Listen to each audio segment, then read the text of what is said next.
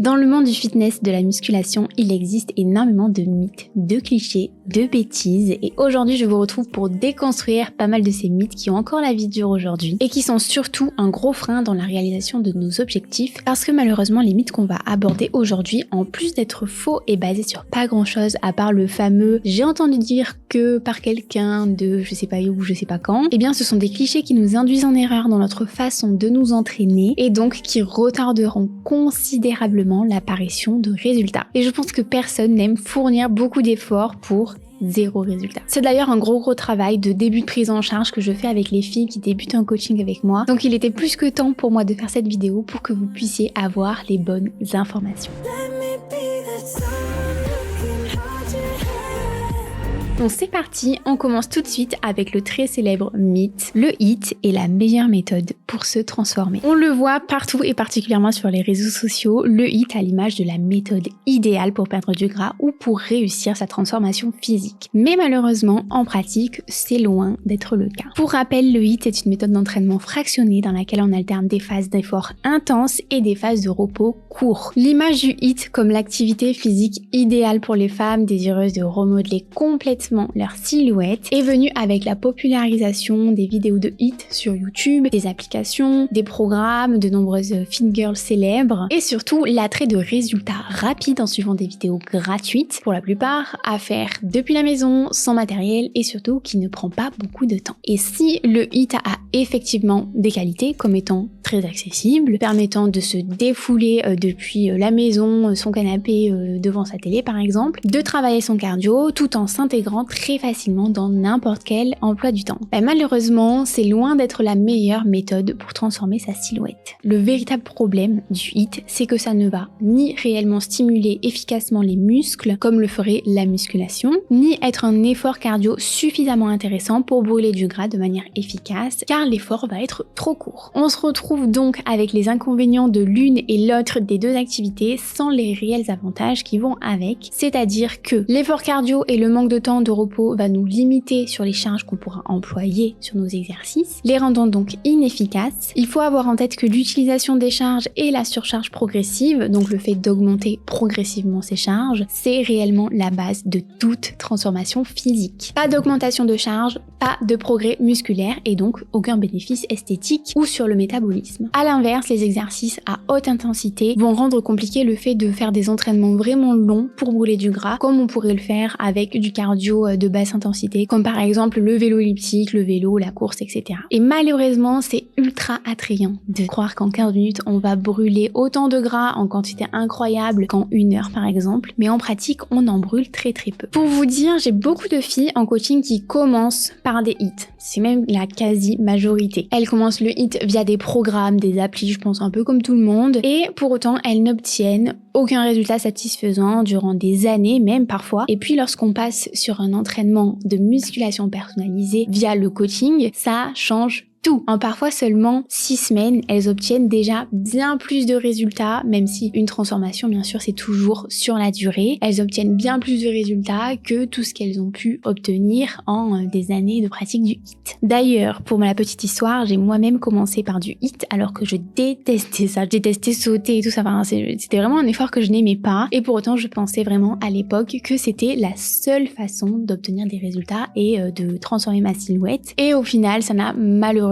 pas eu d'effet significatif vraiment sur ma silhouette et sur mon corps. Disons que c'est une bonne introduction, mais très rapidement, vous serez limité dans vos progrès et il faudra réellement basculer sur la musculation avec charge et éventuellement du cardio à côté. C'est réellement la méthode la plus efficace lorsqu'on a des objectifs physiques, que ce soit dans le cas d'une recomposition corporelle par exemple, perdre du gras tout en gagnant du muscle, mais également dans l'objectif d'une perte de gras par rapport à l'impact que ça aura sur le métabolisme. Maintenant qu'on a vu tout ça, vous pourriez me demander, et franchement vous auriez raison, pourquoi autant de fit girls font la promotion des HIIT alors? Vous pourriez me dire aussi que vu le physique des fit girls qui partagent ça, c'est bien que ça fonctionne. Eh bien ça mériterait vraiment une vidéo dédiée, mais en résumé, il faut avoir en tête que la majorité n'ont pas obtenu leur physique en faisant du HIIT malheureusement, mais en s'entraînant véritablement en musculation, parfois même depuis plus de 10 ans, et pour la plupart elles continuent encore. Il faut vous dire que ce sera toujours plus facile de vendre apprendre des programmes qui peuvent se faire depuis la maison, sans aucun matériel, si ce n'est des glutes-bandes, des bandes élastiques, un tapis ou encore des petites haltères, et des séances qui durent moins de 20 minutes et qui seront accessibles à tout niveau. Si on regarde l'intérêt au niveau de la vente, eh bien on touchera nécessairement un très large public, et c'est ça qui devient très intéressant, et c'est ce qui explique pourquoi il existe autant de programmes de HIIT, alors que au final, vous avez compris, c'est pas terrible du tout dans l'objectif d'une transformation physique. Le deuxième gros cliché qu'on va aborder aujourd'hui, c'est les femmes doivent faire des séries longues et légères pour s'affiner. Alors, ce cliché-là, je dirais que c'est un des plus coriaces. Parce que malheureusement, en plus d'être présent sur les réseaux sociaux en masse, il est parfois, et même assez souvent, relayé par des coachs diplômés, ce qui perd encore plus les personnes. C'est normal, parce que très souvent, ce sont des coachs sportifs qui ne maîtrisent pas suffisamment les méthodologies d'entraînement, et particulièrement l'entraînement spécifique pour les femmes. En pratique, ce qu'il se passe, c'est qu'on fait le raccourci suivant. Si tu es un homme, tu veux prendre du volume, et donc tu dois faire des séries courtes et lourdes, tout ça pour prendre de la masse, et si tu es une femme, tu veux forcément t'affiner, et tu vas devoir du coup faire des séries longues et légères pour garder une belle ligne féminine. C'est d'ailleurs en partie cette croyance qui induit les femmes en erreur en ne voulant pas utiliser des charges trop lourdes pour ne pas prendre trop de volume, trop de muscles, et donc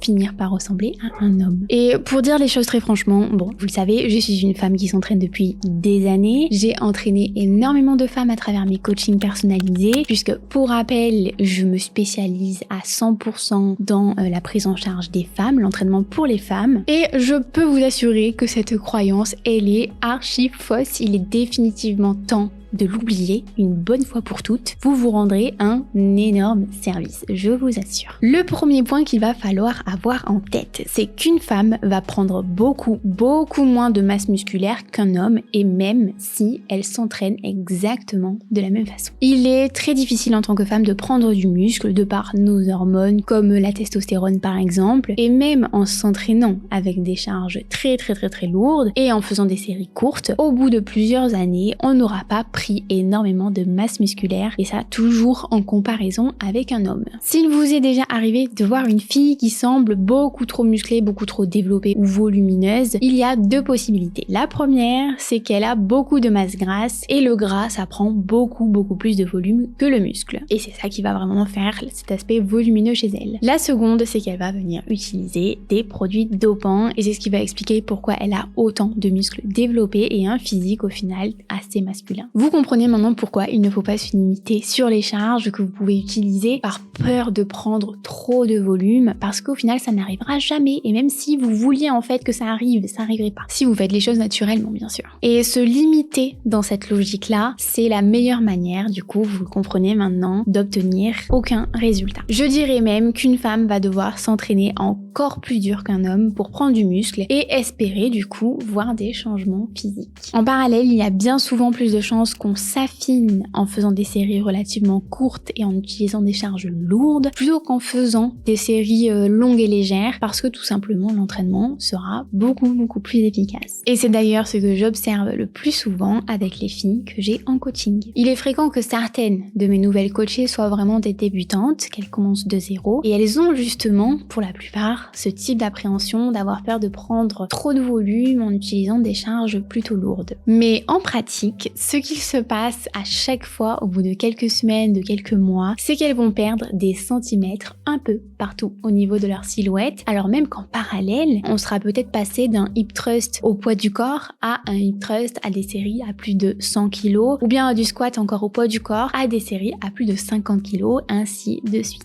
Le tout avec des séries ici relativement courtes et lourdes du coup. Et ça s'explique tout simplement parce que je vous expliquais un peu plus haut, le gras prend beaucoup plus de volume que le muscle. Ça, c'est un truc qu'il faut absolument retenir. Et c'est ce qui fait que toutes les filles que je coach, elles perdent du volume, elles s'affinent malgré qu'elles s'entraînent majoritairement avec des séries relativement courtes et lourdes, et que leur silhouette, elle se transforme complètement. Évidemment, ça ne veut pas dire, encore une fois, qu'il faut se priver absolument de faire des séries longues sur certains exercices. Ça sera pertinent dans certains cas. Mais retenez bien que la base doit être toujours orientée vers la charge pour obtenir des bons résultats. Et donc, l'utilisation répétition de séries relativement courtes sur des exercices polyarticulaires. Troisième gros cliché, les crunchs font grossir la taille. Donc voilà, maintenant on s'attaque à un gros cliché encore bien présent et très souvent relayé par pas mal d'influenceurs. Il s'agit du fait que faire des crunchs va venir épaissir la taille. Les arguments mis en avant, c'est que si on vient muscler nos abdos en faisant des crunchs par exemple, eh bien ils vont tout simplement se développer, donc grossir et vont rendre notre taille plus épaisse. Déjà, il faut comprendre que les crunchs viennent solliciter principalement le grand droit des abdominaux et que le potentiel de développement de ce muscle, il est relativement limité. Et encore plus pour nous les femmes, comme je l'expliquais du coup dans le point précédent de la vidéo. Donc en pratique, il y a très peu de chances de voir votre tour de taille augmenter du fait d'un développement du grand droit, même en utilisant des charges très lourdes sur les crunchs. La plupart des personnes qui ont un grand droit bien développé, elles auront beaucoup plus de relief avec les fameuses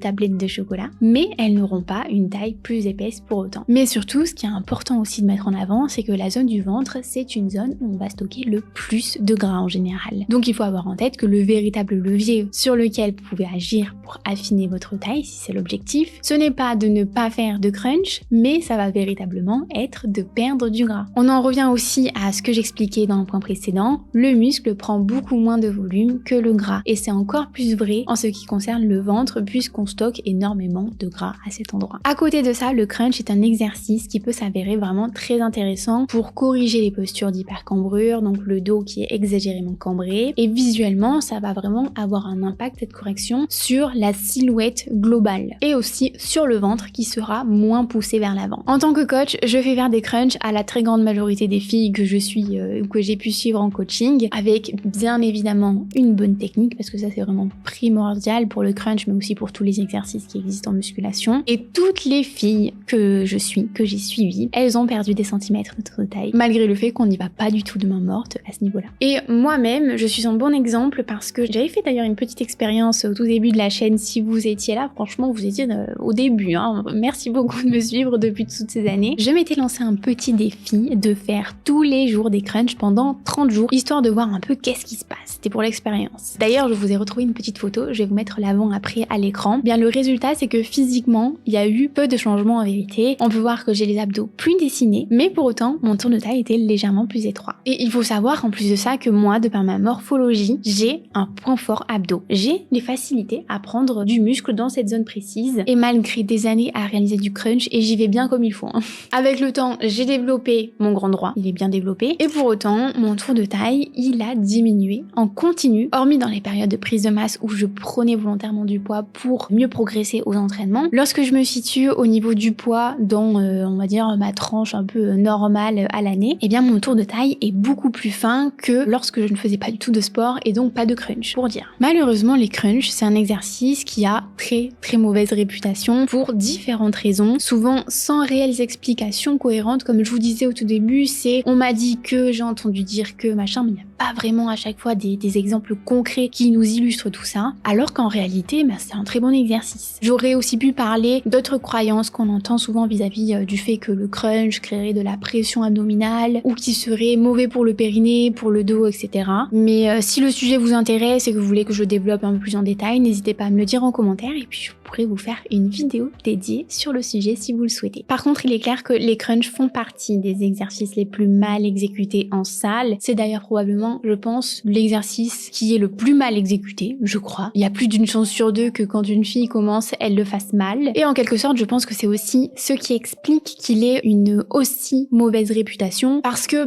il est mal exécuté, qu'il y a des complications du coup et c'est pas vraiment pour l'exercice en lui-même au final. Et c'est sûr qu'un exercice qui est mal exécuté, c'est un exercice qui risquera à la fois d'être dangereux, de causer des blessures et d'être surtout inefficace. C'est le cas ici pour le crunch, mais c'est aussi le cas au final pour tous les autres exercices. Si quelqu'un fait du squat ou du soulevé de terre de la mauvaise façon, eh bien il risque bien sûr de se blesser. Mais ça ne sera pas la faute de l'exercice, mais plus de la personne qui le fait de la mauvaise façon. Donc là je vous ai pris 3 gros clichés vraiment qui pour moi étaient hyper ancrés encore dans la tête de beaucoup de personnes. Mais bien sûr, il en existe encore beaucoup trop même franchement. Et il y en a pas mal là que j'ai en tête qui me viennent, qui auraient eu tout à fait leur place dans cette vidéo. D'ailleurs, si vous en avez en tête, n'hésitez pas à les mettre en commentaire, parce que si cette vidéo vous plaît, si le format vous plaît, déjà n'hésitez pas à liker la vidéo et à vous abonner à la chaîne. Et dites-moi en commentaire si vous souhaitez un épisode